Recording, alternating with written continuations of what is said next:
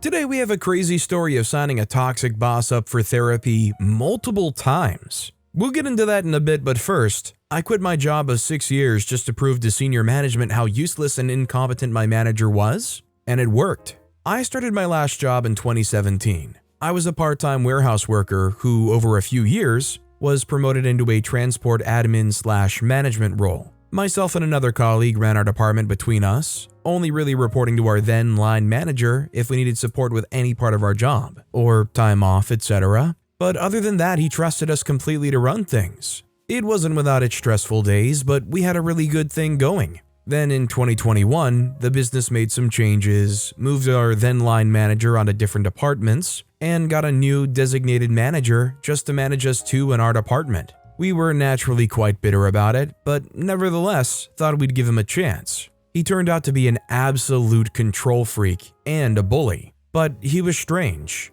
He could be very supportive one minute, then a manipulative bully the next. He loved poking fun out of the fact that I had a car accident last year. He loved solely targeting me for the bad jobs and loved causing trouble between me and other colleagues. Then in March this year, my girlfriend fell ill whilst pregnant and was forced to give birth to our son 6 weeks prematurely. It was quite an awful, traumatic time, and I ended up having 3 weeks off work. When I returned, I had a mountain of work to catch up on that nobody covered in my absence, followed by me trying to catch up on it, and my manager pulling me away to do other projects for him when his other 2 staff members weren't doing anything. Then when my work was late, was forever kicking off at me that I couldn't manage my time properly, etc, etc. Then in May, he made a major mistake and pinned the blame on me for it. It caused issues between me and 2 colleagues I had to work closely with, and I was threatened with disciplinary action. Then I got thinking to myself, without me running his department, he is nothing. Without me, he wouldn't have a job. Without me, he wouldn't be able to explain what was going on with his department to senior management. How I ran his department for him on half of his salary. He takes all the glory and we get all of the grief. I had one last run-in with him over this mistake he'd made and handed my formal notice into him the following day. It was funny over those 4 weeks of serving my notice, just watching him slowly take over my responsibilities and struggling with them. Those responsibilities that he often told me, "I don't even know what you do during the day." He had to then do the horrible jobs he used to pile on me. And on my final day in June, I told my fellow colleagues that I'll give him 3 months before he either quits or gets fired. Within the first few weeks, the department massively failed their monthly audit, which sparked attention of the company directors who were sent in to investigate, as this had never happened before. Then bang on a month later, I was on holiday and had one of the senior managers ringing me and texting me asking for passwords for systems. As my line manager had gone on holiday and hadn't organized anything, I ignored him because I didn't work there anymore and I was on holiday. Then he kept continuing to make mistakes. He hadn't ordered essential items, which caused trouble for the site. He didn't have a clue about the job in question, as I originally was out to prove. Then a month after that, he was suspended from his duties pending further investigation, as management finally realized he couldn't do his job in question. Month after that, management claimed he quit with immediate effect. I think he was fired. But either way, my 3 months prediction was right, and he couldn't run that shift without me. It really is petty revenge quitting a job to prove a point, but it proved the point. Good riddance. I now run my own business, have a much better work-life balance, earning more than I could ever dream of in that place, and life is fantastic. Honestly, at some point, it feels like OP was doing such a big workload and carrying this thing so hard that it kind of made sense for them to kind of look to move to trying doing things on their own. As long as they work in an industry where they can do that, OP seems to have a pretty good sense of what it takes to get things done, and obviously they knew that line manager could not. Also, hi, I'm Steven, and if you guys enjoy awesome stories of revenge, why not hit those like and subscribe buttons down below? That said, our next story is, you want your packages to be delivered early in the morning? Then later in the evening, you will have them. Like 6 years ago, I was working at DPD as a delivery driver. The program was ruthless, like 12 hours a day. But I enjoyed the job, and making sure everyone got their package in time and bring close to no packages back to depot felt good. One time it was like 10 a.m. when an older guy with a nice car parks near me, comes at me kinda angry, and says that he needs his packages ASAP, and that he spoke with my boss that his packages need to be delivered early in the morning. My boss said nothing to me, and he usually didn't care, as long as I did my job properly. I start my shift at 5 a.m., taking the packages, scanning them, sorting them by area, loading them, and by 9 a.m. to 10 a.m., I start delivering them. So the car was full of packages, and I had a long butt Mercedes Sprinter. His packages were like in the middle of the car, so I need to start unpacking the car to find them. After I've worked for like 15 to 20 minutes to please this guy by unloading half the car in the street, putting this 4 heavy packages in his car, he just closes his car and drives off. I wasn't looking for any tipping because it's not a thing in this country. He just ghosted me. As we say in my country, not a thank you, not a freak you, no nothing. After I learned better the tour that I was driving, I started leaving that area where the old guy was living as my last to be delivered. It was just an area with houses. I had other areas with a lot of businesses, buildings that maybe closed earlier, or having a break or many packages, so I empty my car faster. The area where that guy is living is on my way when I start delivering, and also on my way when I'm heading back to depot. So I can choose with no problem to deliver those packages early in the morning or later in the evening. Normally I chose that area as my last one. In like a few weeks after the incident, I was doing my job early in the morning when the old guy finds me again and demands his packages. I say that I will not give him them because I need to empty the whole car for the packages, and he needs to wait until I come to his house to give them. When he saw that he can't have them, he just drove off and waited for my arrival. Fast forward to 6 p.m., I was delivering packages in the area, but not his, as it was the last one just because of his house placement, like 10 clients before him. He finds me and says that he's working with music instruments and he had a client waiting with him by his house for hours, watching me in the app just passing by his house but never came to give him the packages. His client left before I was there. He didn't need the packages no more, and he lost 1,500 euros because of me. I don't need a tip. A smile and a thank you will make me deliver your packages as my first stop in the morning. So I think wherever this is going on is a little bit different than my neck of the woods, but I'm surprised in general that OP was even willing to stop and hand these packages directly to this person without actually going to the house. That kind of thing would never fly here, even if that person was like, here's my ID, here's all the possible proof I can give you that I do live in this place. I think if somebody tried that here, they would be told rather bluntly that there's nothing they can do and that they need to go home and wait. Our next story is, my friend humiliated me in front of my friends. So I ruined his grades and humiliated him in front of the whole batch. My classmate humiliated me in front of my friends, so I humiliated him and screwed his grades in front of the entire batch. The story begins on Monday, today's a Saturday. My classmate was sitting next to me in a lecture, and the professor called me up to fix the projector, as she wasn't able to show the PowerPoint she had made for the class. Now, like everyone else, I had my laptop out, and I left my desk to help her. This jerk classmate of mine decides to take my laptop and open my browser and show the benches behind me my search history. Let's just say it had adult content from last night. I return back to my desk and find people giggling at me. Then I find out that they'd seen my history and the stuff I'd opened and seen last night. Now, at least 10 people knew I was into MILFs. It was humiliating for me because this was personal. Some of you may ask, why don't you use private browsing? Well, because I'm an adult, viewing it on my own laptop. Ethically, nobody should be going through my history on a laptop which belongs to me. I shut up and acted like nothing was the matter, but inside, I was seething with rage. Today, he sat next to me again. We had to do a presentation in our anthropology class. This man had prepared a PowerPoint, just like everyone else, and kept it on his desktop. He decided to go take a leak before the professor arrived in class. This was my opportunity. I went into his laptop and took a screenshot of his desktop. Then I selected all the folders in his desktop and deleted them and emptied the trash. I then turned off transparency effects in the start menu so that his taskbar doesn't look weird and set that screenshot as a wallpaper. The man returned and his laptop appeared unchanged. He smiled at me and told me to delete my browser history before I plug in my laptop to the projector for my presentation. I laughed at his joke. The presentations began and his turn came. This dude was frantically clicking on the folder containing his PowerPoint, but nothing was happening. He looked frightened.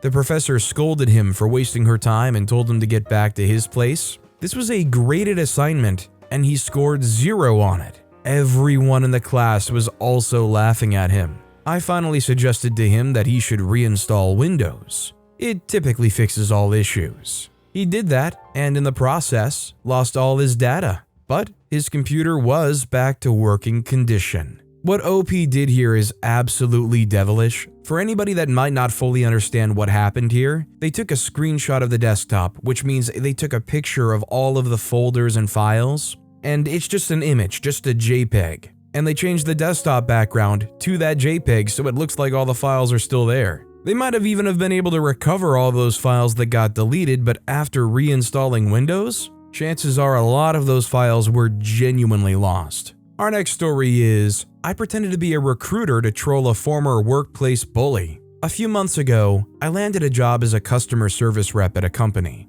Let's call it ABC Company. And there was this colleague, let's call her Karen. Even though we were of the same level, she liked to think of herself as my boss and would constantly micromanage me, making up stupid rules and forced me to follow them, etc. One day I finally couldn't stand her and called her out on her behavior. She got upset and went to complain to the manager, who then stepped in to resolve the conflict. I could tell the manager was on her side, but pretended to act fair and unbiased. Ever since this incident, Karen would occasionally throw shades at me, be passive-aggressive at me, and pass work that was supposed to be hers to me. Basically, she would do all these little things just to annoy me and make my working days unpleasant. Despite me trying to ignore her, she'd keep coming at me because she knew her friends and the manager would side with her. And then one day, she purposely found an excuse to cause another huge drama, and the manager sided with her again. I couldn't take it anymore and quit on the spot.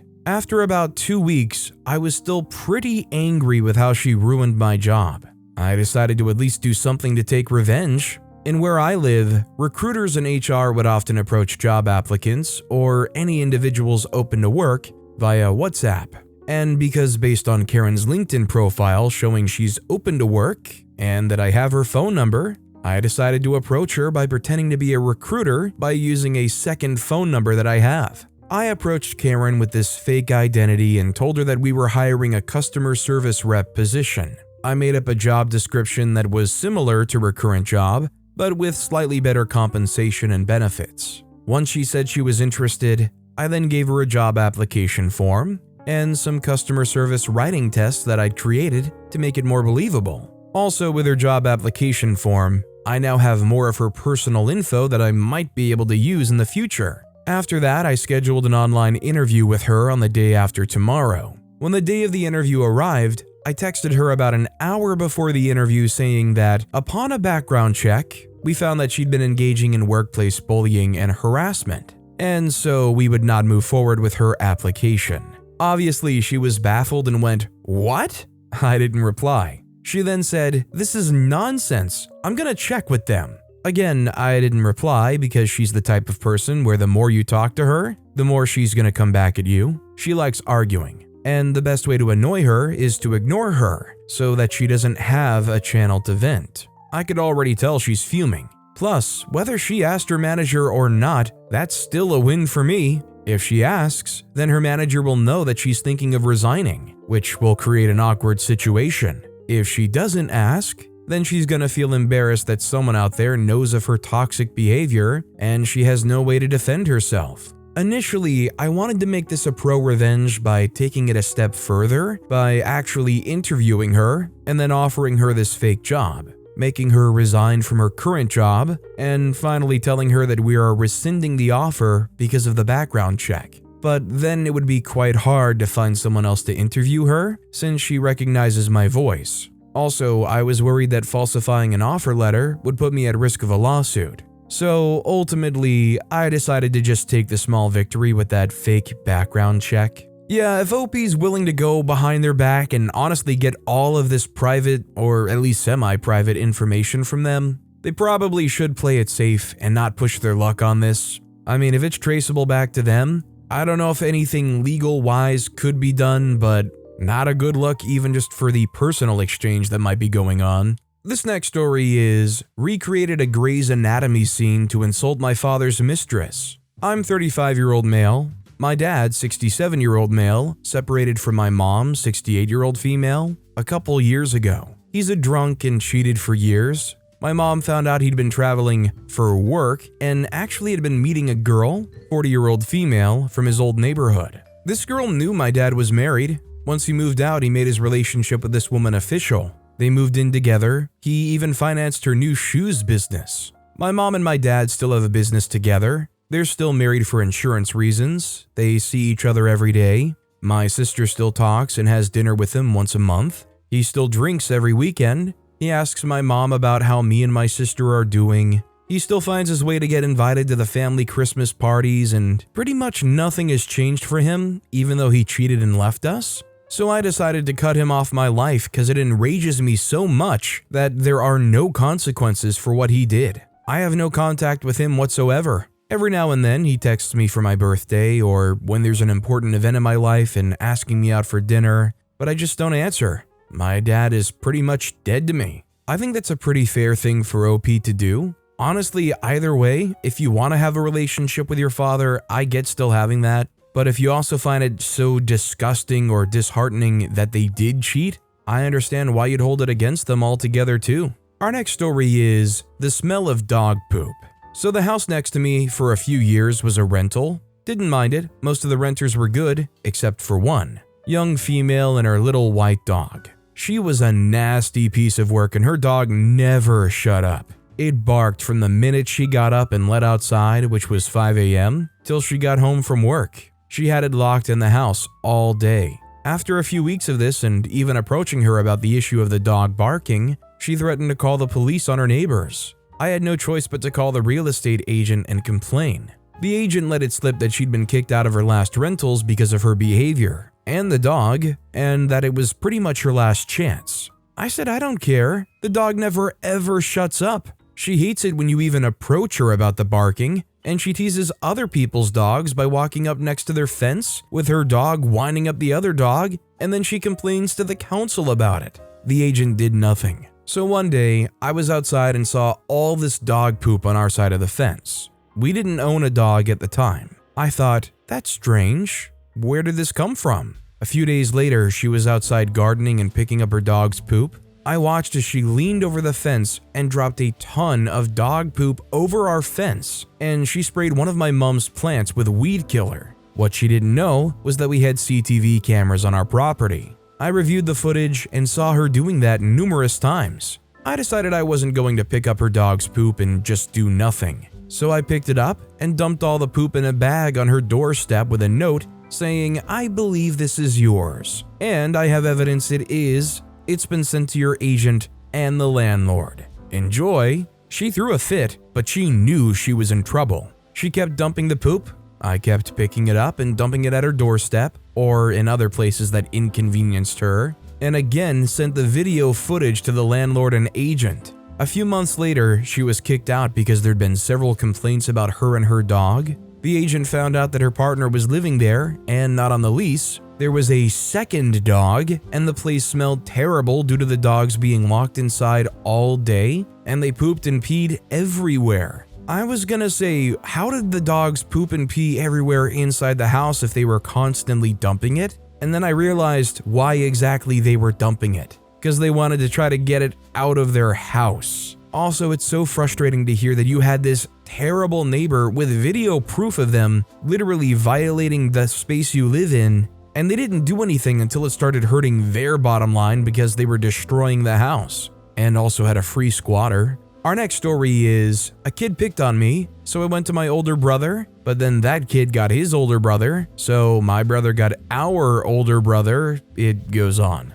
Kid at school pushed me over in the 7th grade. I'm a girl, and I told my brother who's 2 years older than me. So we went up to the kid and threatened him and made him cry. The kid then went and told his older brother. So he came up to my brother and pushed him around. My brother then went to our eldest brother, but instead of going to the brother that pushed my brother around, he went to the house and told the boys to bring their dad outside. The guy said they don't have a dad. So my eldest brother said, "Got a mom?" They said, "Yeah." My brother said, "If you little expletives come near my brother or sister again, I'll come back and flog your mother." And those boys never even looked at us again. Listen, those boys' mother were probably the one pure, holy thing in their lives. I think they were smart enough to be aware, probably not best to toe that line any further. This next story is, oops, forgot to tell my neighbor about our new fence. We moved to a new city 3 years ago, and we specifically told our realtor we would not buy a property that was subject to an HOA. She came through, no HOA. Apparently someone forgot to tell our neighbor. Either that or our realtor didn't notice our house is in a 2-member HOA controlled by our neighbor. She called the city because we got a dog. She called the city because we were in our backyard at night. She called me because I gave her kids s'mores. She lost it on my kid and then called my daughter a liar when she was like, "I don't need this, I have math homework." She also told us the property line is about 3 feet closer to our house than it actually is. I'm sorry, what? We had a boundary survey done before getting a privacy fence. I forgot to tell her, and the contractors are out there now, loudly installing the posts. Oh, and I think their sprinklers are in our yard. Bummer. Edit, there isn't actually a 2-property HOA. We say that as a joke because she's constantly trying to tell her what to do. When we first moved there, we thought she was being helpful because this is our first experience with the suburbs, and we'd moved to a new state. We realized pretty quickly that she just likes telling people what to do. I've heard regular stories from relatives who live in a place that is definitely not in an HOA, and they just have a neighbor who feels like it's their responsibility to die on the hill of trying to oversee construction and any update going on their street. When my relative had tree service people come out, they called the cops on the tree service because they parked roadside. They said they were blocking the street. Cops smiled and said they were fine to just keep on going. Even just anytime they're apparently hanging out in their yard, they can tell that she's over there lurking, just kind of listening. They said they noticed they have a seat propped up against the fence in the yard so they can just sit there and listen. Our next story is Bring Back Dad Fights. My 7-year-old son is having issues with bullying at school. Despite my best efforts to instill a hard edge around my kid, he is very soft, gentle, and loving and wouldn't hurt a fly. He's also slightly developmentally delayed and has speech issues, and these issues, while not crippling or super noticeable, are enough to cause him to be the source of teasing and harsh group bullying by his peers. Now the crux of my story. I was waiting in the school quad for the end of the day bell to ring. I overheard a school mom and a school dad discussing their kids' friends groups. My son's name was mentioned, and criticism from the school dad regarding, "That kid, John, let's call my son, is a little special in the head, and James, let's call the other kid, is always swapping his crap food for John's good food." I'm not fussed, as kids are kids, so I listened more intently after this, as James has been a source of my kids' bullying, hitting, kicking, spitting quite a bit, and the school has done nothing. At this point, the school bell rang and James' dad then proceeded to say, "Thank God I'm not James's parents, cause that kid is a downright P-word and wouldn't surprise me if he turns out queer." I went red with rage and took my son with me to approach James and his dad. I angrily said, "I assume you meant this John?" The dad then said, "Yeah, mate, queer must run in the family, poor idiot." I yelled expletives at him, told him he is a crap parent and needs to step up and make a better example for his son. The dad tried to punch me and clipped me on the jaw, which was only a knock as I dodged it, then countered with a full fist to the front of the face. He dropped quicker than a ton of bricks and I heard something crack, possibly his nose. Gathered up my son, told James to stay the heck away from my John, and told his dad to man up or else he gets more. Not that this isn't petty, but no one gives my son that treatment. That was a year ago. John has just turned 8, and no one has messed with him since. Bring back dad fights. I mean, the only thing that made it okay was OP was literally defending themselves. When the other guy threw the first punch and actually connected at least a little bit, that made it completely fair game in my eyes. And not gonna lie, with the way he was acting and what he said, is anybody really that upset anyways? This next story is, I signed my toxic boss up for therapy not once, but multiple times. Okay, a bit of backstory. I went through a really rough time working for my female boss and her wife. They'd been married for some time, and my direct boss was the masculine partner. Emotionally, this job left me pretty rough. I felt very gaslighted, and it took me some time to apply to new jobs, just because I defined my value and my personal worth by the actions and words spoken to me. For some context, there was a lot of racist connotations,